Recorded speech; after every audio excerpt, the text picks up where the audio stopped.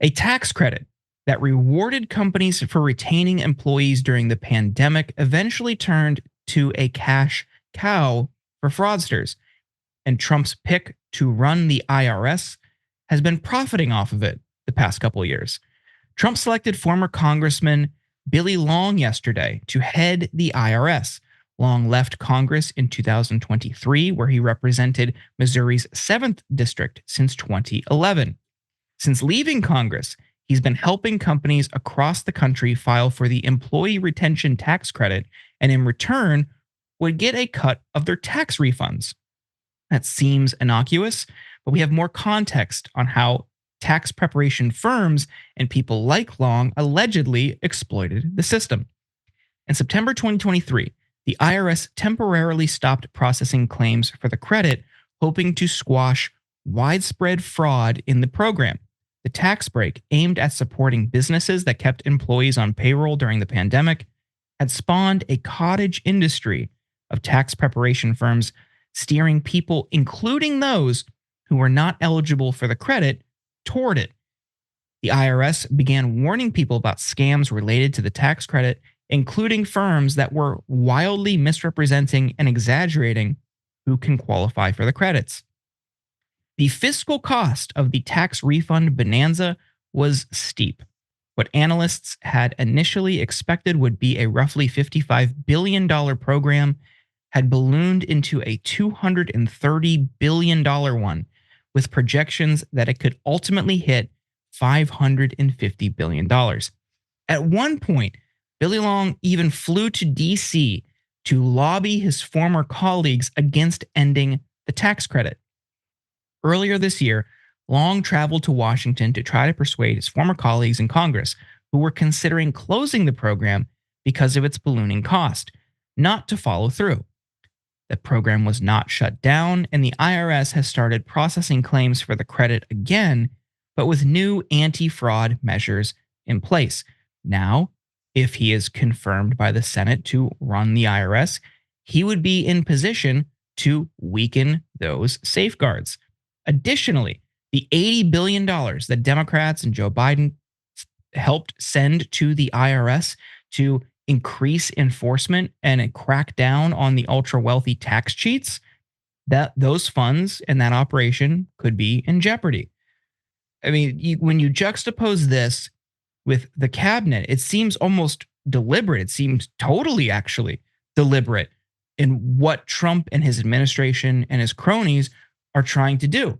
Waz and Sharon, what do you make of this? Again, we mentioned the swamp. This is about as swampy as it gets, right? A dude who left Congress, comes back as a lobbyist, and he's lobbying on behalf of an IRS, literally an IRS loophole, and a provision that is being scammed. He's lobbying on behalf of an IRS scam, okay? And he goes from that job, literally lobbying, to now this running the IRS. This is the definition of it. This is corruption personified. It's not even complicated, right? Like, this guy was lobbying his colleagues about keeping a tax loophole open, and now he's in charge of the tax police. Like, you cannot make this up. Oftentimes, and Republican administrations kind of invented this sort of tactic. It's like, you have a guy who's being regulated by the transportation division, and they just put a guy in charge of that, and he's just like, yo, I'm not gonna do anything, like, I'm not going to make any new rules, but I will tell my workers, put your pens and papers down. And, in charge of something like the IRS, that's all he has to do. He doesn't have to come up with, new IRS laws or whatever that would benefit him and his cronies. He can just go in there and be like, guys, let's do nothing. Let's not do our jobs. And that's all it takes. No, I agree. He will go in there and do just that. All work stops except for the target list against, people who perhaps look like us or speak out on this powerful network. The audits will be in full swing. Everybody else stand down. And he'll make sure that the rich get even richer, pay even less. I mean, it's already embarrassing what they're paying. in corporate taxes and other things. And the rest of us, well, who knows? He promised huge refunds. And here we go. They just left out the part that it's for some people.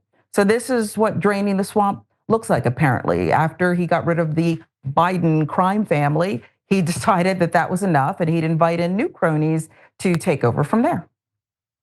Yeah, I think what we'll see from the IRS going into Trump's second term is crackdowns and audits of, nonprofit groups, progressive advocacy groups, institutions like this. I mean, hopefully not, because it's just like a pain in the butt for everybody involved. They're just going to make people's lives living hell. Where they won't enforce the law is with the ultra wealthy, and especially Trump's donors. So the capitalist class, the billionaire class, corporations, they're going to be fine to do whatever. They're going to exploit that code.